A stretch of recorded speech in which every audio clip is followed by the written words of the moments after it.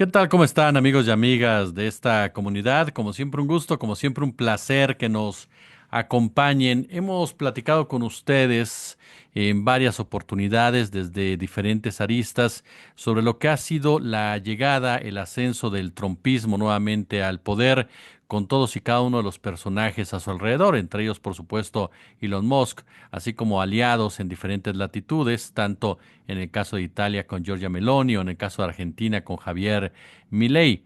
Pero, ¿qué hay más allá de toda esta diatriba? Se les califica neofascistas, otros les dicen libertarios.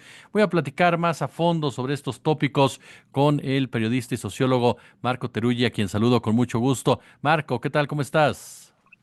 ¿Qué tal? ¿Cómo estás? Un gusto estar acá en tu programa. No, hombre, el placer es nuestro.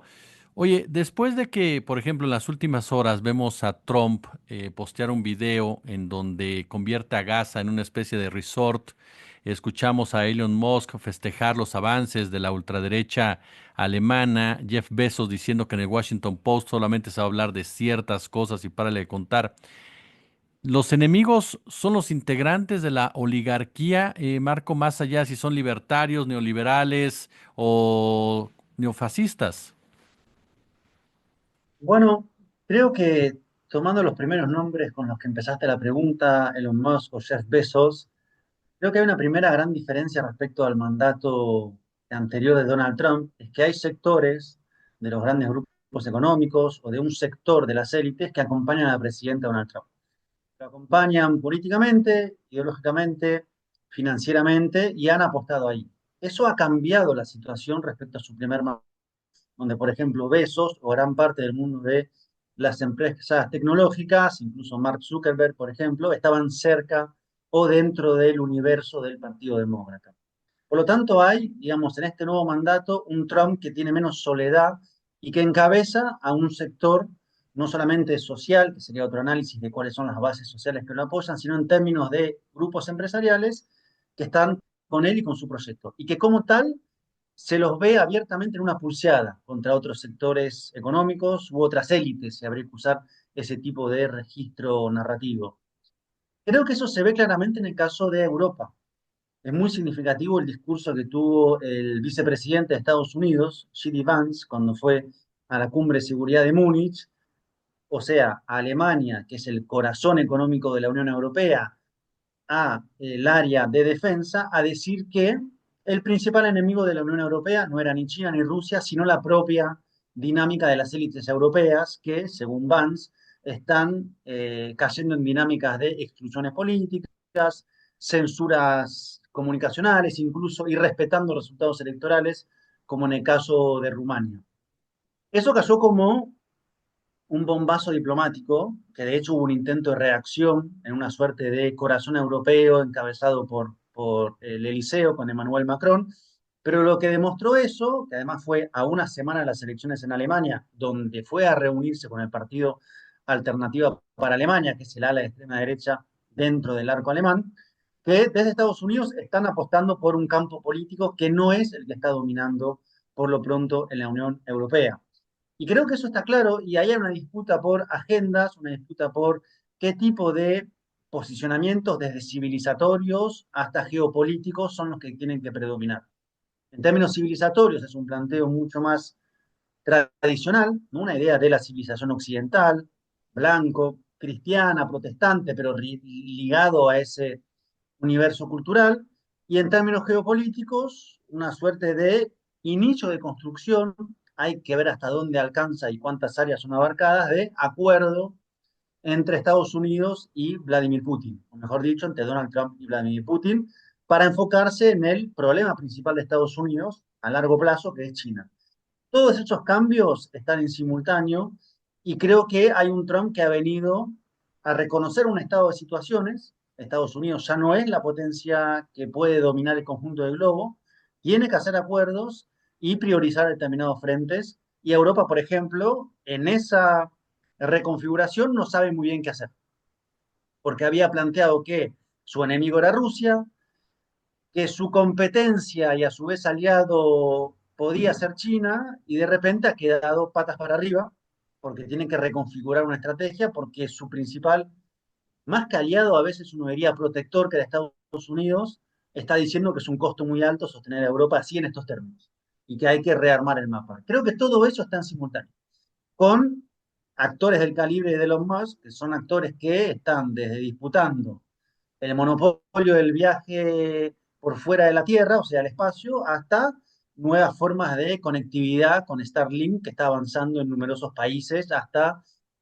metiéndose en la inteligencia artificial. Es ese combo, yo diría, bastante explosivo, el que está en este momento en pleno desarrollo. ¿Se puede interpretar o se puede opinar sobre la manera en cómo ellos ven al resto? Es decir, me queda claro que hay una postura oligárquica, una postura del poder como tal, pero como ven al resto de los seres humanos, como ven al sur global incluso.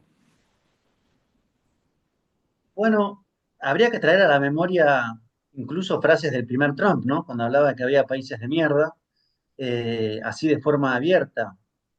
Yo creo, en primer lugar, que en Estados Unidos no es un secreto que hay una autopercepción de sí mismo como una civilización, un país, un pueblo que tiene un lugar por encima de los demás. Y que en todo caso puede compartir de manera simétrica ese lugar con algunos países. Con Gran Bretaña, por ejemplo, porque la historia en común de las migraciones, con algunos países de Europa, pero que están destinados a. Esto está escrito en las doctrinas estadounidenses y si uno ve, digamos, los discursos y los escucha, las invocaciones a una idea de pueblo elegido, es parte constitutiva de su idiosincrasia. Trump es parte de eso y tienen, digamos, hacia el sur global, yo creo que Trump, dos miradas grandes puestos a hacer una elucubración. Una mirada muy pragmática, económica, ¿no? Trump es un empresario y creo que piensa cosas de la política en términos contractuales más que sobre ideologizados, y dónde puede hacer negocios, dónde no, quién se pliega, quién no se pliega, incluso formas de la negociación que en México la están viviendo ahora con la cruciada arancelaria, que es una dinámica de, bueno, pongo una pistola sobre la mesa y empezamos a negociar. No es que la pistola necesariamente va a ser utilizada, pero así se negocia, ¿no? Una idea que incluso lo dijo Vance, el vicepresidente, hay un sheriff nuevo en Estados Unidos, esta idea de, bueno, llegó el hombre a poner orden. Y después sí creo que tiene una mirada a los demás sumamente subordinada, podría ser, o en un peldaño más abajo. Y creo que en el caso de América Latina no cabe mayor duda de eso. Todo el discurso antimigrante, que es centralmente sobre los migrantes latinoamericanos, forma parte de eso. Y si uno empieza a rastrear en sectores que forman parte de la galaxia social política del trumpismo, por ejemplo, los supremacistas blancos, se va a encontrar con no sé si la palabra es tesis, más bien conspiraciones del tipo la teoría de la gran sustitución poblacional, esta idea de que hay una población bárbara, en este caso latinoamericana, que está de a poco invadiendo Estados Unidos con sus costumbres bárbaras y que hay que defender a la población blanca, aquella que fue llamada a un destino manifiesto, para que se saque de encima esta suerte de invasión de una civilización menor, que es lo mismo que pasa en Europa con el discurso de la civilización occidental amenazada por la civilización islámica, musulmana, ¿no? Esta idea de estamos siendo reemplazados, que es algo muy propio de la extrema derecha francesa desde hace 4 o 5 décadas, o la FD en Alemania, o Giorgia Meloni en Italia. Somos la civilización greco-romana occidental y hay otras civilizaciones menores, que en su momento incluso hemos conquistado, que se han emancipado, pero que, primero, en términos geopolíticos, deben ser subordinadas y después no pueden reemplazar nuestras tradiciones, comidas, culturas, nombres, apellidos, dioses, etcétera. Eso está en el sustrato de una parte importante de este universo que es el que le da la base social al trumpismo o a esta corriente de extrema derecha. Incluso en Argentina, Javier Milei vertebra también ese discurso del occidente amenazado. No está claro por quién está amenazado el occidente de Javier Milei, amén de los circos de hacer una suerte de muro con Bolivia, una suerte como de elementos medio irrisorios, pero sí vuelve a figurar eso, somos Occidente amenazados por. Bueno, eso está ahí muy presente. Y uno lo puede ver con cierta distancia, pero forma parte de imaginarios muy arraigados, sobre todo en Europa o en Estados Unidos, ¿no? Esta idea de la occidentalidad, de una civilización. Y creo que está llamado a crecer. Tal vez en los años 90, a inicio del siglo XXI, fue una época de menos religiosidad y creo que es una época cada vez más religiosa. y lo que está pasando en Medio Oriente es tal vez la muestra más explosiva de todo eso. ¿Qué tanto está pesando la propaganda en esta época, en este punto, Ye? Habría tal vez que hacer una suerte de, como de encuadre con aquella vieja clave de estructura, superestructura, porque hay una propaganda que uno podría situar muy sintéticamente en el campo de la superestructura, es decir, una serie de ideas, de mensajes, de instrumentos para vehiculizar esos mensajes cada vez más efectivos. El video que hizo Donald Trump, que posteó con Gaza convertida en un resort y él y Elon Musk tomando unos daiquiris, ¿no? Es la sofisticación en el mensaje, pero yo creo que hay condiciones materiales para que permeen esos mensajes, ¿no? Si separáramos, tendríamos un problema, como pensar que Marine Le Pen o Vox en España o Trump nacen en una situación de ausencia de condiciones materiales. Y las condiciones materiales son las siguientes. Hace 40, 45 años, o sea, desde la década del 80, fin de los años 70, que hay un proceso creciente de desigualdad. El mundo es cada vez más desigual, hay una concentración de la propiedad, de la renta, de los recursos en las capas más elevadas, el 1%, del 10%, hay un empobrecimiento de las capas medias y una pauperización de una parte muy importante de la sociedad, y es una imagen que se está congelando. El que lo ha estudiado y lo ha puesto en varios libros como líneas de investigación es Tomás Piketty, que es el economista francés. Su libro básicamente indica que, por lo menos en Europa, hay el nivel de desigualdad en la población y en la sociedad que había antes de la Primera Guerra Mundial. Ese es el nivel de desigualdad. Lo que se llamaba la Belle Époque, que era cuando los ricos eran muy ricos y vivían felices, y la gran mayoría vivían en la pobreza. Bueno, esa base material de desigualdad, de frustración, de insatisfacción, de ver que uno está cada vez peor generación tras generación, se rompió el ascenso social. O sea, es muy difícil hoy que alguien en Estados Unidos piense que va a estar mejor que lo que estaban sus padres. Sobre todo en los sectores anglosajones, quiero decir, la población afroamericana, la idea de estábamos mejor antes es mucho más relativa, digamos, porque hace 70 años estaban peleando para poder estudiar. Con la población blanca, que fue working class, que fue industrial, que fue una suerte de clase media trabajadora, ve cómo se degrada su condición de vida. Y ahí yo creo que es el terreno fértil para que cale esa propaganda. Tu problema es que hay muchos migrantes, tu problema es que los migrantes tienen otros dioses, tu problema es el que quieras ponerle a esa configuración social. Siempre una pelea horizontal, ¿no? El problema es el que está al lado, el problema es la otra comunidad, el problema es el que está llegando de afuera a robarte tu trabajo. Por eso fue tan impactante cuando el año pasado este personaje que saltó a la fama, que es Luigi Mangione, o Mangione, en Estados Unidos, fue y le disparó a un CEO de una multinacional, la más grande de Estados Unidos de la salud privada, porque situó al enemigo de forma vertical y no horizontal. Dijo, mi problema no es el migrante guatemalteco que está viviendo al lado y me quita el trabajo. Mi problema de salud es que hay empresas que son las que están lucrando con la salud de todos, se llevan ganancias mil millonarias y nosotros no podemos ni siquiera tener una mínima atención de salud pública, que en Estados Unidos es catastrófica, si uno la compara incluso con sus pares europeos. Bueno, eso de Mangione para mí fue tan importante eso, porque lo situó verticalmente.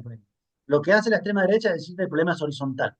Y en esa horizontalidad es muy complicado porque hay una suerte de competencia intra sectores populares y sectores medios. Por ejemplo, todo el campo de la gente que vive de la economía de las plataformas. Manejan Ubers, manejan Rappi, distribuyen comida, diseñan páginas, que muchas veces son sectores de capas medias bajas, por lo menos en Argentina, que ya ven, digamos, que el Estado es un problema, que ellos dependen de sí mismos para avanzar, una suerte de, como de recreación de la cultura de la self-made man de Estados Unidos, ¿no? Soy mi propio jefe, mi propio labrador de mi triunfo, no le debo nada a nadie, se rompe toda solidaridad colectiva, y son muy permeables a estos discursos. Ese sector votó a Javier Milei en Argentina, ese sector votó a Jair Bolsonaro en en Brasil, por ejemplo, que cala mucho este discurso del individualismo extremado, esta suerte de yo con mi propio esfuerzo soy capaz de todo.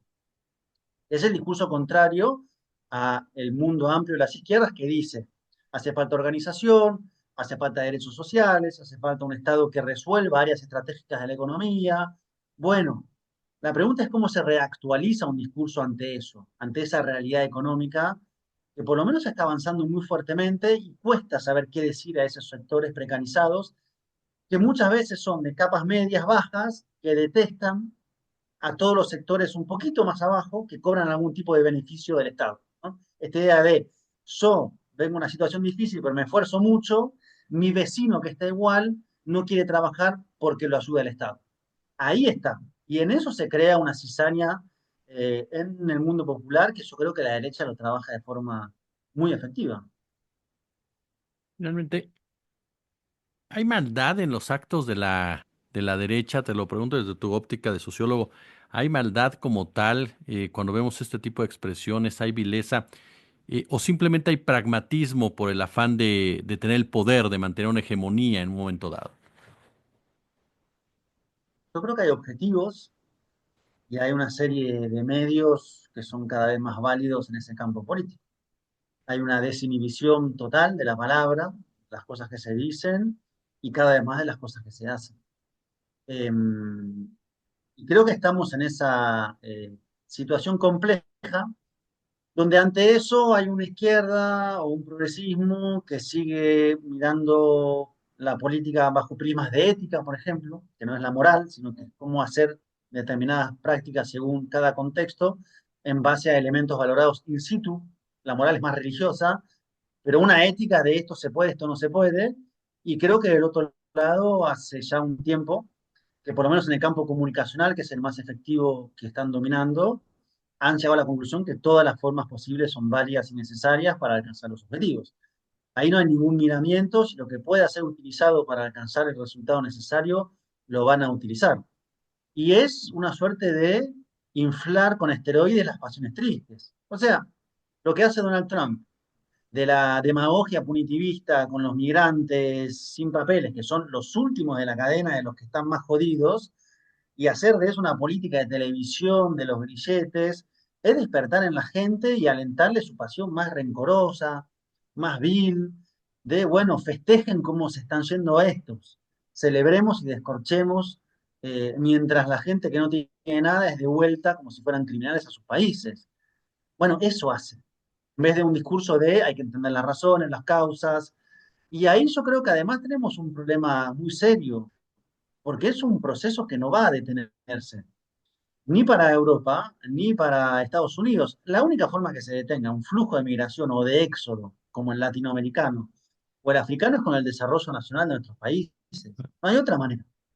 Y si las potencias occidentales, viejos imperios o imperios todavía en pie, tienen como política sabotear todo proceso nacional de desarrollo y de condición para que la gente se quede, hay una inevitabilidad.